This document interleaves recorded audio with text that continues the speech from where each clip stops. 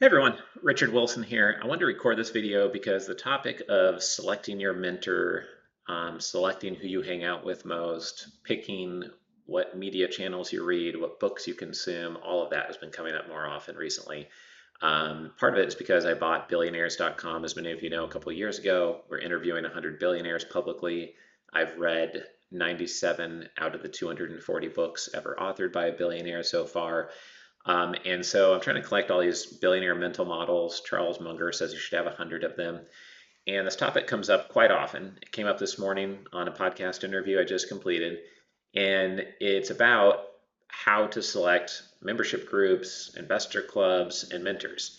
And one thing that I looked up yesterday is that only 0.1% of people ever get their business to $5 million a year in revenue or more. Um, Only 5% ever get it to 1 million, I believe the stat is. And so my point is, okay, well then if 99.9% of business people never get their business to 5 million a year in revenue, and that's where you're at, or do the math on 1 million or 2.5 million, et cetera, does that mean then that you should just simply not take advice and ignore anybody who has not done what you've already done and only study those ahead of you on the path in business? I saw a quote yesterday from someone that said, do not take constructive criticism from anyone who's never constructed anything, which sounds nice, but how do you really apply that? And what does that mean? I don't believe that you should think, oh, no one can add value to me unless they're ahead of me in terms of revenue, because there's all different areas that we need to improve on, right? Improving on nutrition. I've been watching, is one example. I've been watching a bunch of pro athlete documentaries. We've had over 50 pro athletes on stage at our events and interviewed a lot of NBA, NFL, Olympic gold medalists, Mike Tyson, etc. And they can teach me about mental state or about work ethic or about discipline, right? So the way I see it is that you need to identify what are the superpowers you want to acquire, and very specifically go after that or those further down the path. It could be the titans in the niche that you operate in. You may want to study those very well, regardless of their level of revenues, but often they're going to be much, much larger than yours if they're the titan of your space. You may want to study billionaires, as I am. I'm reading 240 books authored by billionaires to see their scaling strategies, their mindset, how they operate, how they treat their team, how they scaled, essentially. And then you may want to study pro athletes for the reasons I mentioned earlier.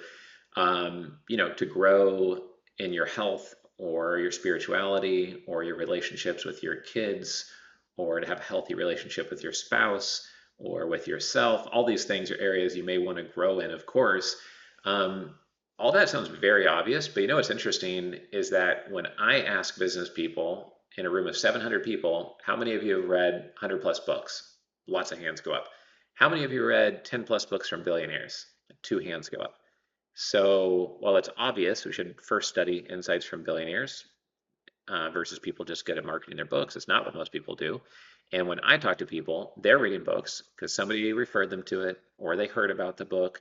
It's not because they're trying to absorb and acquire a very specific superpower, right? So I want the superpower of being ultra healthy, and I'm in part getting that through a group of 12 friends, and we're trading notes and strategies and contests all the time. And I keep my eye out for insights related to being ultra healthy all the time, talking to clients about it, etc.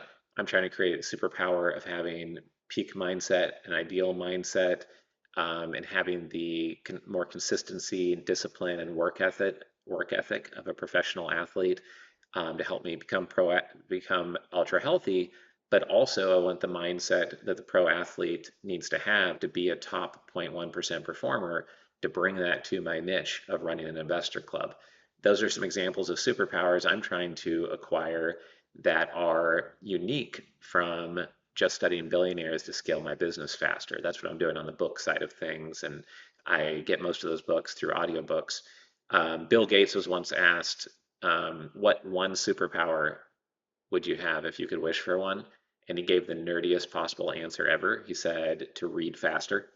There's a reason why Mark Cuban, Warren Buffett, and many others, including um, Bezos are so intellectually stimulated to absorb a lot. Make sure they start a meeting, everybody's absorbing the information first and being thoughtful on your strategies. And so this video, the point is just to be very thoughtful on the custom plan for you. And like Charles Munger says, to gather your lattice work of 100 plus mental models, okay, maybe 30 of those you want from billionaires, maybe 30 from the titans of the industry, maybe 10 or 20 are on something else completely different than anything I mentioned, right? It's your own journey, and success is not based on just revenue and profits and net worth. Having a very high net worth and your kids don't talk to you and you've been married 9 times and you have no social life and bad health, I mean, you're a complete failure, basically, right? And so just wanted to share those thoughts and notes and stuff that we talk about at our investor club. And I think that thinking about how you upgrade your thinking, just like, when Neo plugs into the machine and he says, I know Kung Fu, like, what do you want to know? Because people spend hundreds of hours putting their life story into a book who have accomplished amazing things. It's kind of a criminal not to be absorbing that. So hope you enjoyed this video. Thanks for watching our work here at the Family Office Club. If you want to get more involved, just go to familyoffices.com. Thank you.